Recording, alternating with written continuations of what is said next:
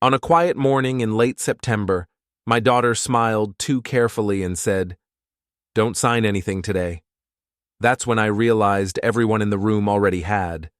The dining room felt wrong from the moment I walked in. Autumn sunlight slanted through the window behind my wife, catching dust motes that drifted like ash. The table was set for 5, but only 4 people sat waiting. The 5th chair, mine, faced them all. A lineup, an audience. My daughter Emily sat to the left, her hands folded on the placemat like she was posing for a portrait. 28 years old, Harvard Law, married to a venture capitalist whose smile never reached his eyes. She wore a cream blazer over a silk blouse, professional armor. Her makeup was perfect. Too perfect for a family breakfast on a Thursday. My son Jake sat across from her, drumming his fingers against his coffee cup. 31, MBA from Wharton, running some tech startup I'd never fully understood. He wouldn't look at me, just kept his eyes on the table, on the window, anywhere else. His jaw worked like he was chewing words he couldn't spit out. At the head of the table sat Gerald Marsh, our family attorney for the past 15 years. Gray suit, burgundy tie, leather briefcase open beside his plate. He was the only one who smiled when I entered, and it was the kind of smile you give someone at a funeral. "Morning, David," Gerald said. His voice had that practiced warmth lawyers deploy like a weapon. "Thanks for joining us. Coffee?" My wife Linda stood by the counter, pouring from the French press. She didn't turn around. Her shoulders were rigid beneath her cardigan. When she finally brought me a cup, her hand shook slightly. She met my eyes for just a second, and I saw something there I couldn't name. Not quite fear. Not quite guilt. Warning. "What's this about?" I asked, taking my seat. The chair scraped against hardwood. Too loud. Everyone flinched. "We wanted to discuss some family business," Gerald said, pulling papers from his briefcase.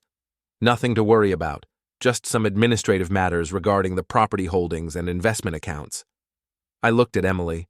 She was still smiling that careful smile, the one she'd perfected in high school debate club, the one that meant she'd already won the argument and was just waiting for you to realize it. "Don't sign anything today," she said again. Softer this time. Almost gentle. "Just listen." That's when I knew. The papers Gerald was arranging in front of me weren't for discussion. They were already executed, signed, notarized, legal. I could see Emily's signature at the bottom of the top page, Jake's below it, Linda's beneath that, even Gerald's witness signature dated 2 days ago. "What did you do?" I asked. My voice came out steady. Calm. I was good at calm. 35 years in commercial real estate had taught me to keep my face blank when someone was trying to rob me. "We're protecting the family assets," Jake said. He still wouldn't look at me. "The company's been struggling. Your decisions lately have been concerning." Concerning. "Dad, you know what I mean." Now he looked up, and there was something rehearsed in his expression. They'd practiced this, probably multiple times. The merger you walked away from last year, the investors you pissed off. You're 63 years old, and you're still operating like it's 1995. "So you decided to what, exactly?" Gerald cleared his throat. "David, what they're trying to say is that certain control mechanisms have been put in place to ensure long-term stability. The properties are being transferred into a family trust. Emily and Jake will serve as trustees. You'll retain beneficial interest, of course. You'll still receive distributions. But the day-to-day management will be ours," Emily finished. She wasn't smiling anymore. "It's already done, Dad. We just wanted to explain it to you in person, out of respect." Respect. I looked at the papers. 6 pages, single-spaced, dense with legal terminology. Property deeds, stock certificates, account transfers. "You forged my signature," I said. "We have power of attorney," Emily corrected. "You signed that document in 2019, remember? When you had that health scare?" I did remember. A minor heart episode. The doctors said it was stress. Emily had insisted I get my affairs in order, just in case, and I'd signed the paper because she was my daughter, and I trusted her. Stupid. That was for emergencies, I said, if I was incapacitated. And you are, Jake said. His voice had an edge now, impatient. Mentally, if not physically, you're making bad decisions, Dad. You're jeopardizing everything we've worked for. Everything I've worked for. Everything we've worked for, Emily repeated, and there was steel in her voice now, the Harvard lawyer voice, the one she used to intimidate opposing counsel. Jake and I have been running the operational side of the business for 5 years. You know that. You're just the figurehead at this point. We're making this official. Linda's hand found my shoulder. Her fingers dug in slightly, a pressure that said, "Don't do this. Not now, not here." I looked at Gerald. This is legal? He wouldn't quite meet my eyes. The documents were prepared in accordance with state law. The power of attorney grants them authority to act on your behalf in matters of property and finance. Everything's been filed with the appropriate agencies. It's done, David. When? Monday morning, Emily said. We've been transitioning accounts all week. The last transfers went through yesterday. 4 days. They dismantled my entire financial life in 4 days, and I'd had no idea. I looked at Jake. Really looked at him. Saw the way he was sitting, shoulders back, chin up, triumphant, relieved, like he'd just finished a difficult task and could finally breathe. I looked at Emily. Saw the calculation in her eyes, the careful way she was watching me for a reaction. She'd expected anger, shouting, maybe tears. I gave her nothing. Okay, I said. The word landed like a stone in still water. Everyone tensed. Okay, Jake repeated. Okay. I picked up my coffee. Took a sip. It was cold. You're right. I've been struggling. The business has changed. I'm tired. I set the cup down. If you think this is best for the family, then okay. Emily's eyes narrowed. Just like that? Just like that. Gerald started gathering the papers, relief flooding his face. Well, I'm glad we could handle this maturely. David, I'll have copies sent to your email by end of day, if you have any questions. I won't, I said. I stood up. My chair scraped again, and again everyone flinched. If you'll excuse me, I have some things to take care of. I walked out of the dining room, through the kitchen, out the back door, into the yard. Behind me, I heard Linda's voice, low and urgent, and Jake responding. I heard Emily say something sharp, and Gerald's measured tones trying to calm them all down. I kept walking until I reached the old oak tree at the back of the property, the one I'd hung a tire swing from when Emily was 6. The rope was still there, frayed and weather-beaten, the tire long since rotted away. I stood there in the cool morning air, watching the house. They thought it was over. They thought I'd accepted it, rolled over, given up. They didn't know me at all. Linda found me 20 minutes later. She approached slowly, like I might bolt if she moved too fast. David, she said. Just my name. Nothing else. How long? I asked. She didn't pretend not to understand. 6 months. They came to me in March, said they wanted to discuss succession planning. I thought they meant eventually, when we were actually ready to retire. But they didn't. No. Her voice cracked. They didn't. Did you try to stop them? I tried to slow them down. I said we should wait, talk to you, do this properly. But Emily... She trailed off. Emily has her father's stubbornness, and Jake's always followed her lead. I turned to look at her, my wife of 36 years. She looked older in the morning light, lines deep around her eyes and mouth. When had that happened? When had we gotten old? What did they threaten you with? I asked. She blinked. What? They had to threaten you with something, to get you to sign. You wouldn't have done it otherwise. Linda's face crumpled. They said if I didn't cooperate, they'd argue you were mentally incompetent.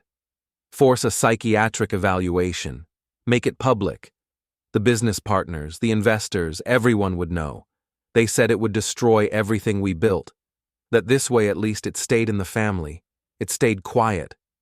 And you believed them. What choice did I have?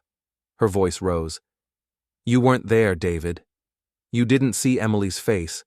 She meant it. Every word. She would have done it. I believed her. Emily had always been ruthless when she wanted something.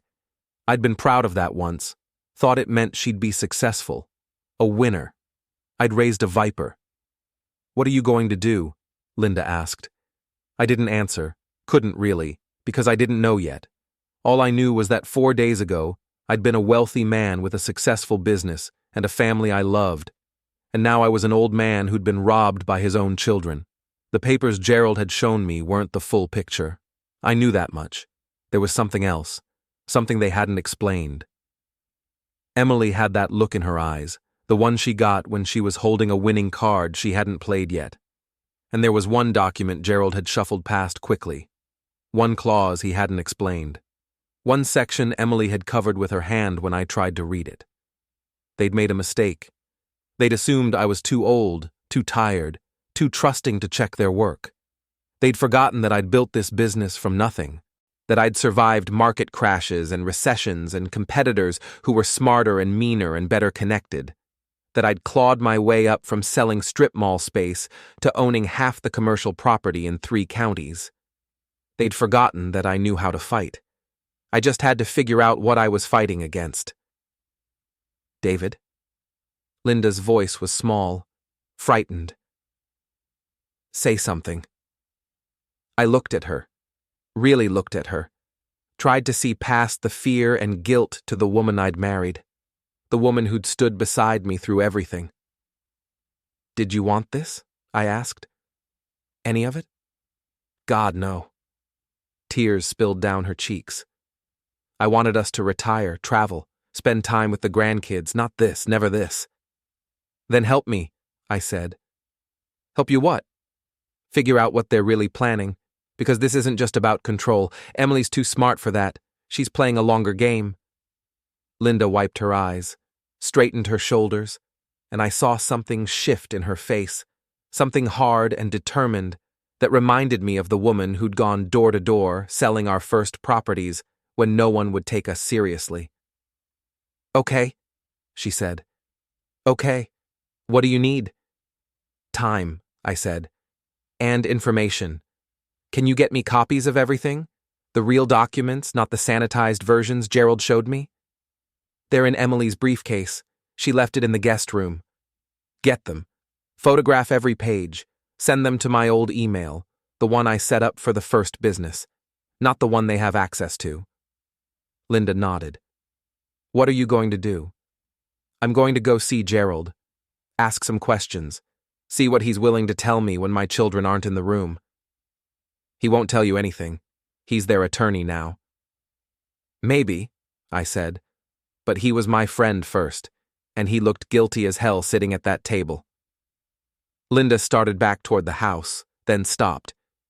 David, whatever you're planning, be careful. Emily's not going to just let this go. I know, I said. That's what I'm counting on. As the story unfolds, hit the hype button, like, subscribe, and write in the comments. Would you forgive them or walk away? Gerald Marsh's office was on the 14th floor of the Tower building downtown, a glass and steel monument to corporate success. I'd been coming here for 15 years, ever since Gerald set up the original LLC for my first major property acquisition. Back then, his office was on the 3rd floor, barely bigger than a closet. Now he had a corner suite with a view of the river and a secretary who looked like she belonged in a fashion magazine. She looked up when I walked in. Mr. Brennan, we weren't expecting you. I wasn't expected, I said. Is Gerald available? He's with a client. Tell him it's important. Something in my voice made her pick up the phone. She spoke quietly, listened, then nodded. He'll be just a moment. I sat in the waiting area, surrounded by expensive furniture and abstract art that probably cost more than my first car. The coffee table held the latest issue of Forbes and Architectural Digest. A water feature burbled in the corner, meant to be soothing. It wasn't. The door to Gerald's office opened. A man in $1,000 suit emerged, shook Gerald's hand and left without looking at me. Gerald stood in the doorway, not quite inviting me in. "David," he said, "this is unexpected. Can we talk?" He hesitated, then stepped aside. "Of course, come in." His office hadn't changed much. Same mahogany desk, same leather chairs, same wall of legal books that probably never got opened anymore.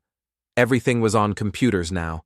The books were just decoration, status symbols. I sat without being asked. Gerald closed the door and moved to his desk, putting that barrier between us. Smart. "I assume you have questions about the documents," he said, settling into his chair. "I have questions about how you could do that to me." He had the decency to look uncomfortable. "David, I understand you're upset." "Upset?" I laughed, and it came out harsh. "Gerald, you helped my children steal my life's work. Upset doesn't cover it. It wasn't theft. Everything was done legally. The power of attorney was legitimate. And you know damn well that document was meant for emergencies. If I was in a coma, if I had Alzheimer's, not because Emily decided she could run things better." Gerald's jaw tightened. "Your daughter is concerned about your decision-making. Recent business choices have been questionable." "Such as?" "The Riverside project. You walked away from a $50 million deal because you didn't like the lead investor's attitude. He was a crook. The SEC indicted him 3 months later. You didn't know that at the time. I knew enough." I leaned forward. "Gerald, I've been doing this for 35 years. I know when someone's dirty, and I know when someone's lying to me. So let's cut the shit. What's really going on?" He stood up, moved to the window, looked out at the city below. "Your children believe you're not fit to manage the business anymore. They have evidence to support that claim." "What evidence?" "Financial records showing increasingly erratic decisions. Testimony from business partners who've expressed concerns about your judgment. Medical records indicating stress-related health issues that could affect cognition." "You looked at my medical records?" "Emily obtained them through your healthcare proxy, another document you signed during your health scare." "Jesus Christ." I stood up. "You're building a case. For what? Incompetency proceedings?" Gerald turned from the window. His face was carefully neutral. "That was the initial plan, but Emily suggested an alternative. Transfer control voluntarily, avoid the publicity and expense of a legal battle, keep it in the family." "How generous of her." "David, she's trying to protect you." "From what? From myself? From the business I built from nothing?" I moved to the window, stood beside him. "Or is she protecting herself? And her brother? And whatever scheme they're running?" "There's no scheme." "Then show me the full documents, not the summary you brought this morning." "Everything. Every clause. Every provision." Gerald's face went carefully blank. "I can't do that without your children's permission. They're my clients now." "I'm your client." "Not anymore." He moved back to his desk. "David, I'm sorry. But when they came to me 6 months ago with their concerns, I had a duty to hear them out. And frankly, I agreed with their assessment. You've been making increasingly risky decisions, alienating partners, acting on instinct rather than analysis. Emily and Jake have been essentially running operations for years now. This just makes it official." "Who else have you told about this?" "What do you mean?" "The business community. Our partners, investors. Who knows that I've been removed from control of my own company?" Gerald's silence was answer enough. "They all know," I said. "Don't they? That's why Marcus Webb wouldn't return my call last week. Why the Hartley Group suddenly backed out of the Northside development. You and my children have been poisoning the well for months." "We've been managing expectations," Gerald said carefully, "making sure that when the transition happened it would be smooth. No panic, no instability. No chance for me to fight back." "David." We're done here. I moved to the door. I want copies of everything, every document, every filing, every piece of paper you've created in the past 6 months related to my family or my business. You don't have a right to those documents. Watch me get them. I opened the door. And Gerald? You might want to review your malpractice insurance, because when this is over, you're going to need it. I walked out, past the beautiful secretary, past the expensive art, into the elevator. My hands were shaking, not from fear, from rage. They'd planned this for 6 months. Half a year of meetings and documents and manipulation, all behind my back.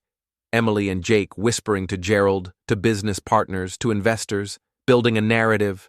Crazy old David Brennan, losing his edge, making bad calls.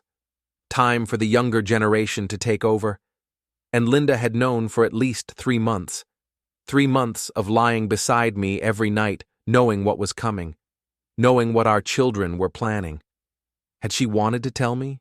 Had she tried to work up the courage and failed? Or had she been complicit from the start, just another player in their game? My phone buzzed. A text from Linda. Got the photos. Sent to the old email. David, there's something in here you need to see. Call me.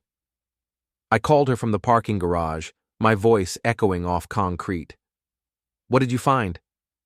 There's a clause in the trust documents, Linda said. Her voice was tight. Section 7, subsection C. It says that if you contest the transfer in any way, legally, publicly, or otherwise, you forfeit all beneficial interest, everything. The house, the distributions, your share of the business, all of it. That's not enforceable. Gerald put case law citations, 3 different precedents. David, if you fight this, you lose everything. I stood there in the dim garage, watching a woman load groceries into an SUV 3 spaces away. Normal life, normal problems. She probably didn't have children who'd stolen her identity and her life's work. There's more, Linda said. Section 9. It establishes a board of directors for the trust. Emily, Jake, and 3 other people I don't recognize. Marcus Webb, Jennifer Hartley, and someone named Thomas Chen. The names hit me like punches. Marcus Webb, my oldest business partner. Jennifer Hartley, whose family owned the Hartley Group. Thomas Chen, who'd been courting me for a merger I'd rejected. They've been planning this for longer than 6 months, I said. What do you mean? Those 3 people. They're all connected to deals I walked away from, or business relationships I ended. Emily's been collecting allies, people who have a grudge against me, people who stand to benefit from my removal. Why would they do that? Control. Money. Both. I watched the woman finish loading her groceries and drive away. Linda, I need you to do something for me. Go through our personal accounts. Check what we actually have access to. What are you expecting to find? I don't know. But Emily's too thorough to leave loose ends. If she's locked up the business assets, she's probably touched our personal accounts too. Linda was quiet for a moment. Then, I'll check. But David, what are you going to do? If you fight this, they've rigged it, so you lose. Then I won't fight it, I said. Not directly. What does that mean? It means they think they've won. So we let them think that. We smile, we cooperate. We play the grateful parents who understand their children know better. While doing what? While I figure out what they're really after. Because this isn't just about control of the company, Linda. If it was, they could have waited until we died. Inherited everything naturally. This is bigger. They're moving fast because they have a timeline. And I need to figure out what it is. How? By talking to the people Emily brought onto her little board, starting with Marcus Webb. Marcus won't talk to you. You know that. He'll talk to me, I said, if I give him a reason to. David, be careful, please. I'm always careful, I lied, and hung up.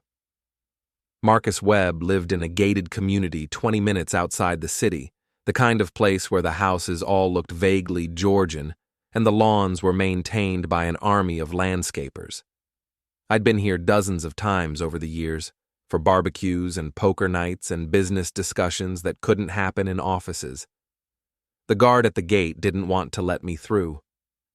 "Mr. Webb isn't expecting you," he said, studying his computer screen like it held the secrets of the universe. "Call him," I said. "Tell him David Brennan needs 5 minutes." The guard made the call, spoke quietly, listened, then handed me a visitor's pass with an expression that suggested I'd just been granted a stay of execution. Marcus met me at the door.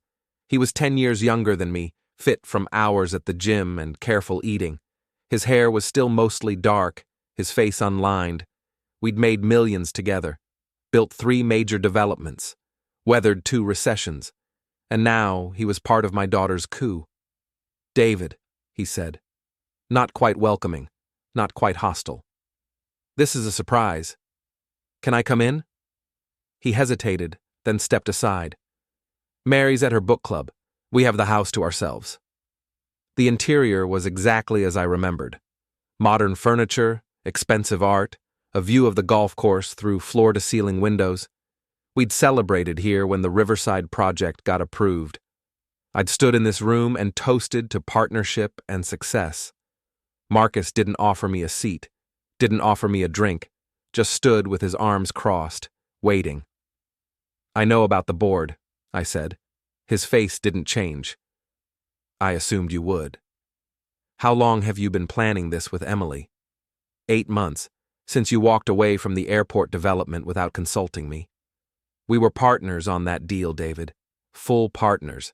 You cost me $12 million. The deal was bad. The environmental impact studies were fabricated. You didn't know that when you walked away. You acted on a hunch, on instinct, and you destroyed a major opportunity without giving me a chance to weigh in. I tried to talk to you. You were in Tokyo. For 3 days. You couldn't wait 3 days? Marcus shook his head. That's when I realized you'd become a liability. And when Emily approached me a few months later with her concerns, I listened. So this is revenge. This is good business. You're not the man you were, David. You're reckless now, impulsive.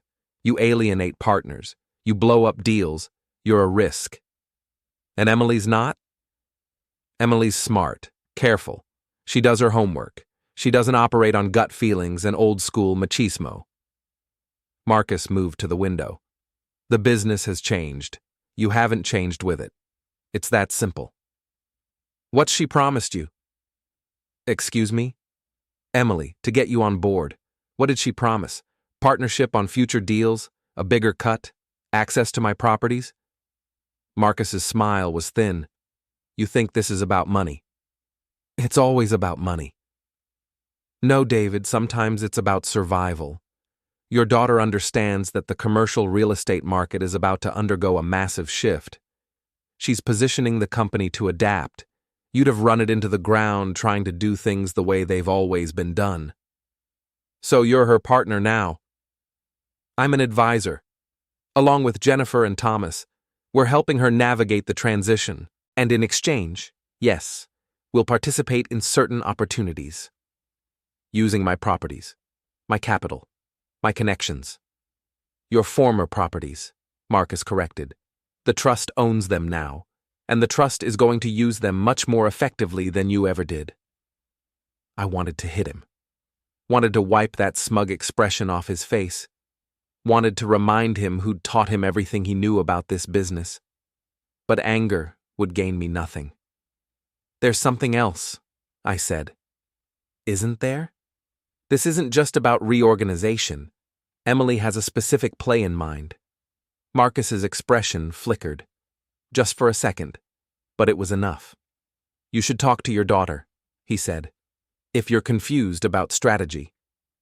I'm not confused. I just want to know which of my properties she's planning to liquidate first. I think you should leave, David. The waterfront parcels. That's it, isn't it? She's going to sell the waterfront parcels. Marcus's silence confirmed it. I'd acquired those parcels over 15 years, buying up old industrial properties and defunct warehouses piece by piece.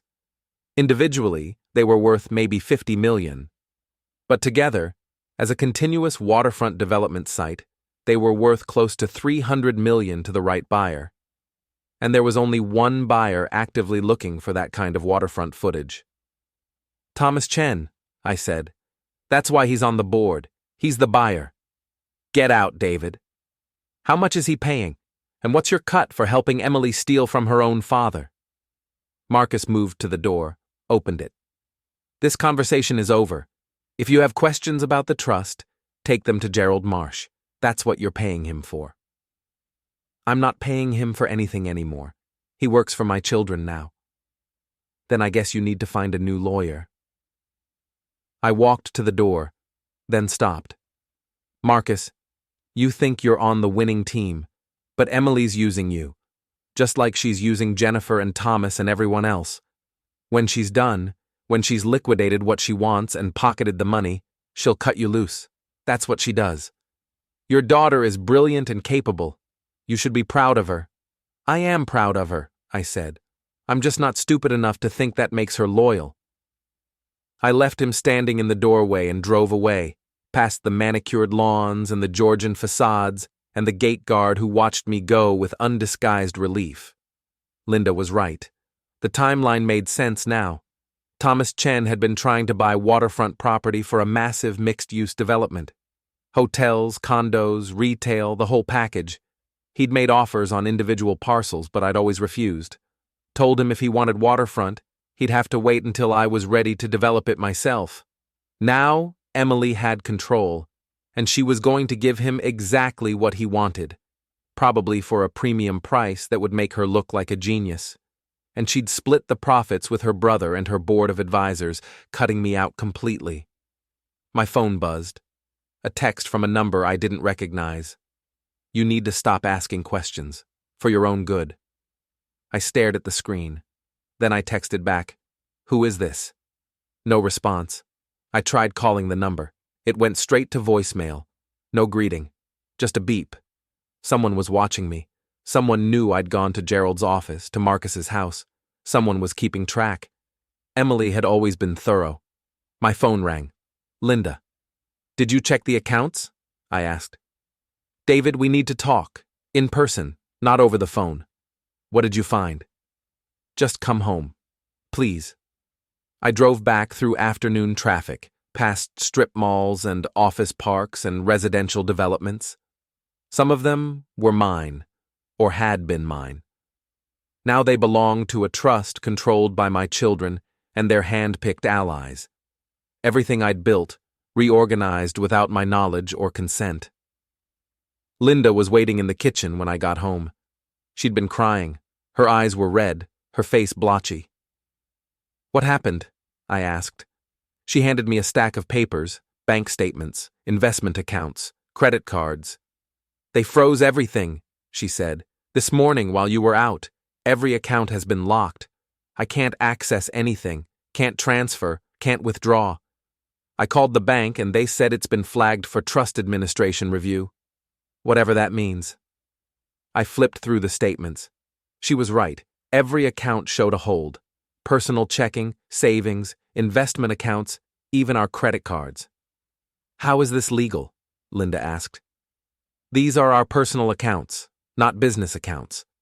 They're probably arguing that since the business assets are in the trust and our personal wealth came from the business, it all falls under trust administration. I set the papers down. It's a stretch. A lawyer could fight it, but it would take time. How much time?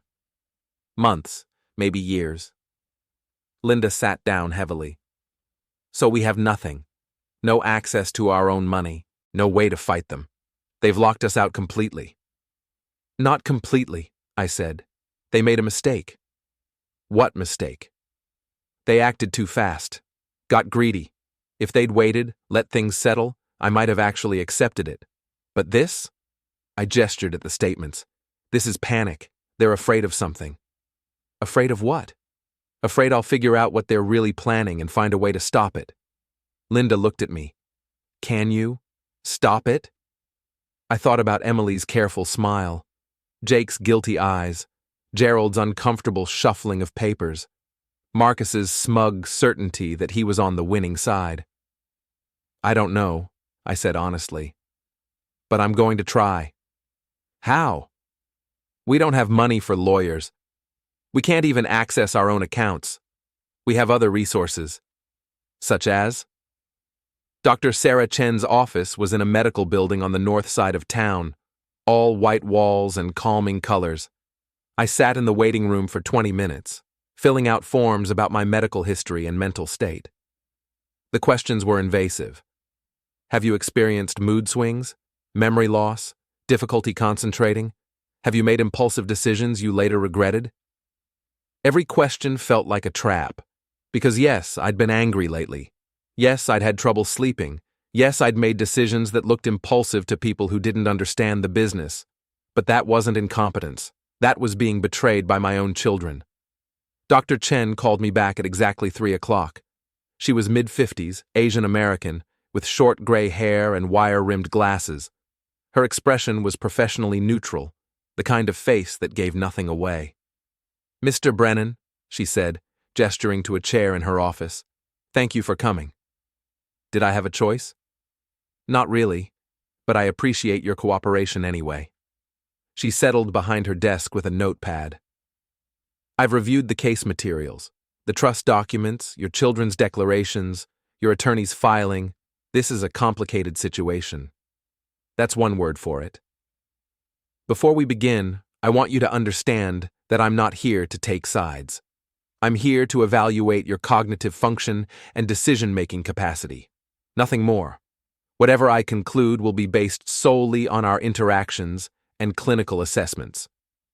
And if you conclude I'm incompetent, then I'll say so. But Mr. Brennan, incompetence is a high bar. It doesn't mean you've made some bad business decisions. It means you can't understand the nature and consequences of your actions. That's not what I'm seeing in the materials I've reviewed.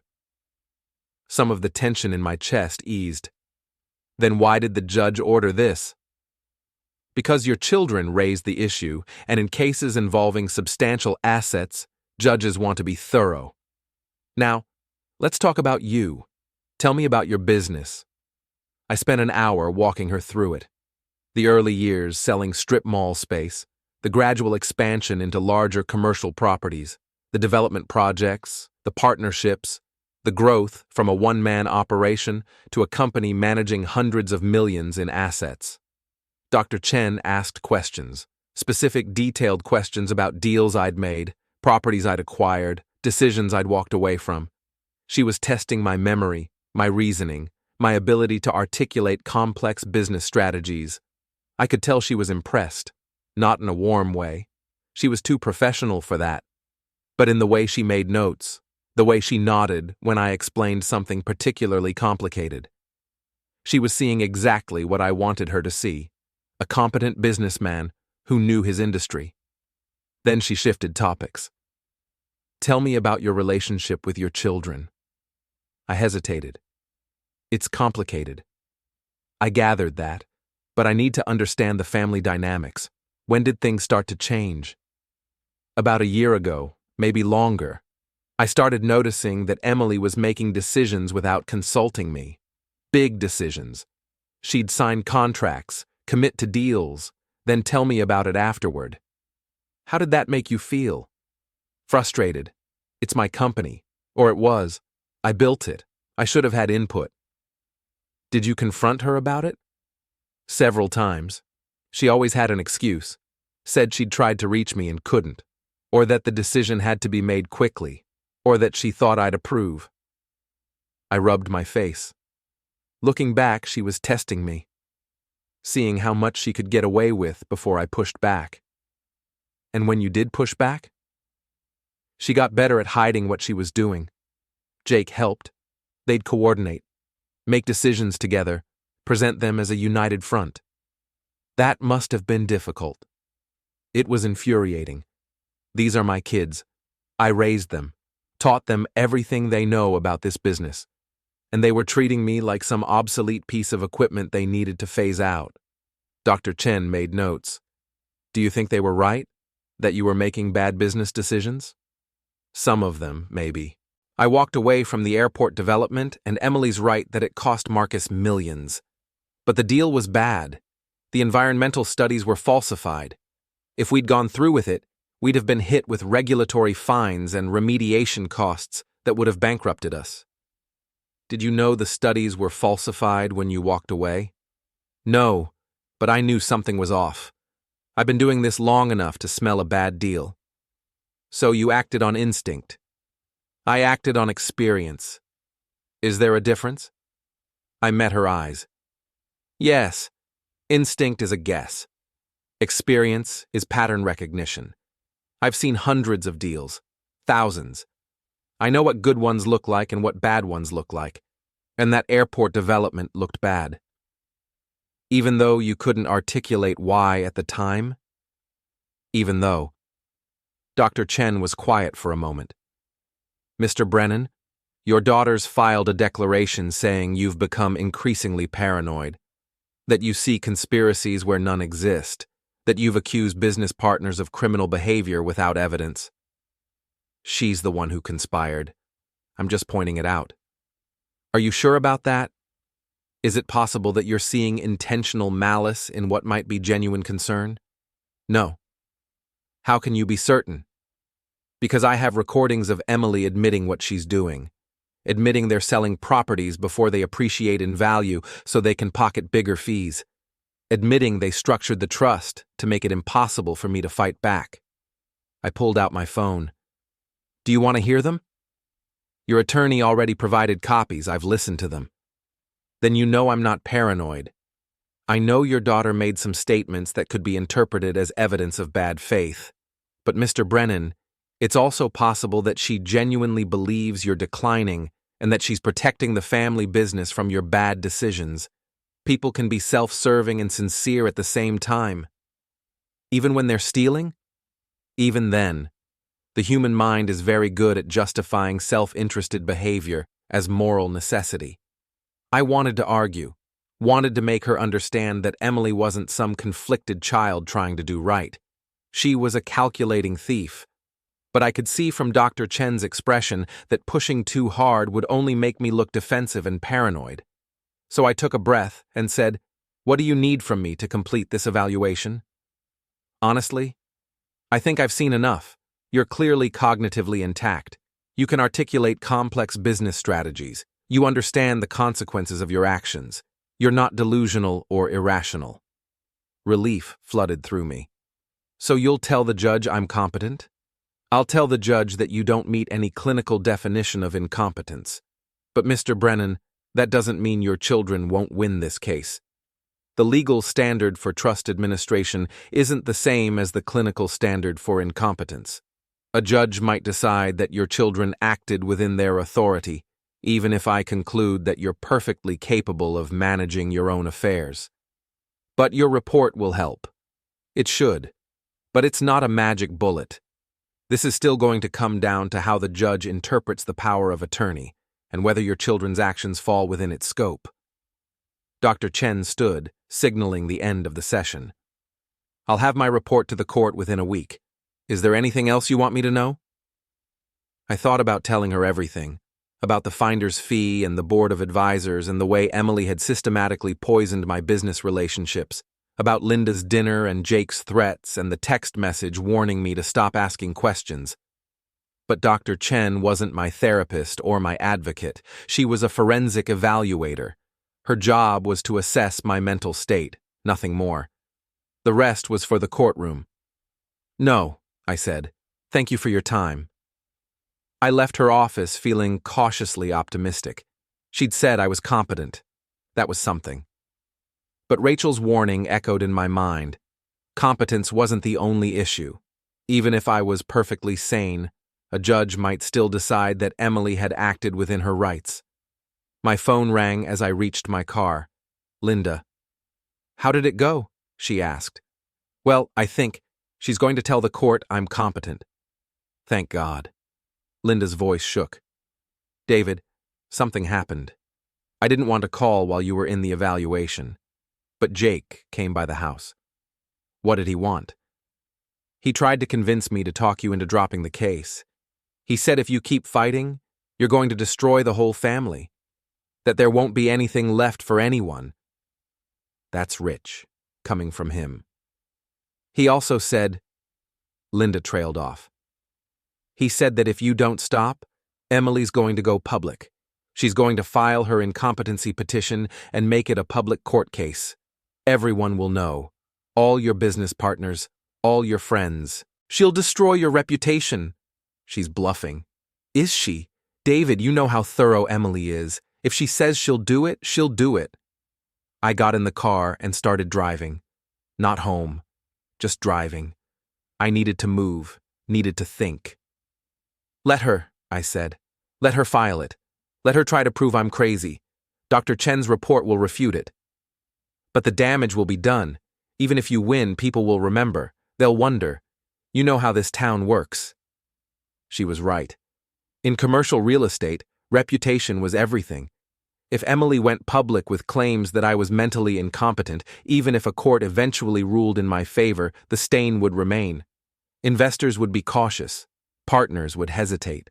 The business I'd built would be tainted by questions about my stability. Emily knew that. She was using it as leverage. Stop fighting, or I'll destroy your reputation. Either way, I lose. What did you tell Jake? I asked. I told him I'd talk to you. But David, I think we need to seriously consider whether this is worth it. Maybe we should just take the loss. Keep our dignity. Walk away. And let them win? And keep our family, what's left of it. I pulled over into an empty parking lot. Sat there with the engine running, trying to understand how we'd gotten here. How the children I'd raised, the kids I'd loved and sacrificed for, had become people I was ready to destroy in court rather than give them what they wanted. I can't do it, I said finally. Linda, I can't just walk away. If I do, everything I built means nothing. They'll sell the properties, pocket their fees, and spend the rest of their lives thinking they were smarter than me, that they won. Maybe they did win. Maybe we should accept that. No. The word came out harsh. No, they cheated, they lied, they committed fraud. And if I walk away now, I'm saying that was okay. That family loyalty means nothing. That stealing is fine as long as you're careful about it. Linda was quiet for a long moment. Then, okay, then we fight. But David, if we're doing this, we do it all the way. No half measures, no regrets. We burn every bridge if we have to. Agreed. I love you. I love you too. I hung up and sat in the parking lot as dusk fell. 30 days until the hearing.